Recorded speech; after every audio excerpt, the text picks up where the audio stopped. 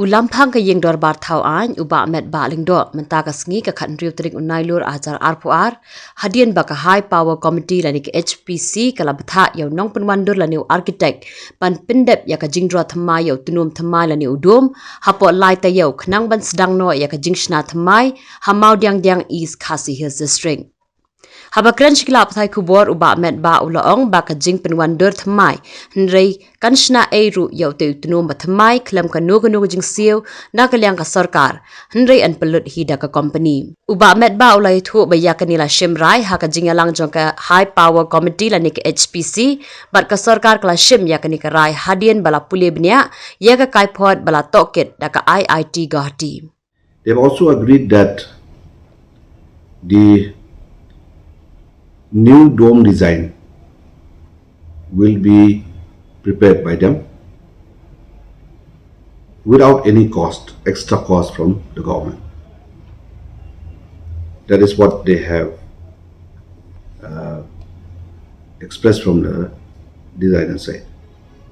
And at the same time, there will be no claim for the designer for any extra works. As I've said, it will be free of cost.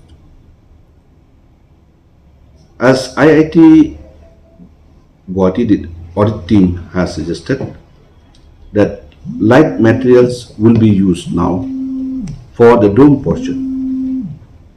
It was also agreed that yes, we will go ahead with the light material as far as the dome portion is concerned. Second part here is the contractor.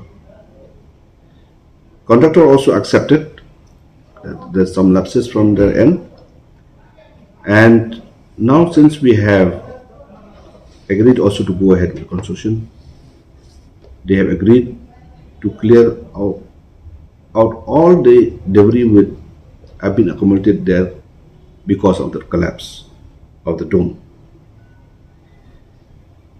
Now they have also agreed, as pointed out by the IIT Guwahati, to ensure that how they strengthen more for the structure which has already constructed there,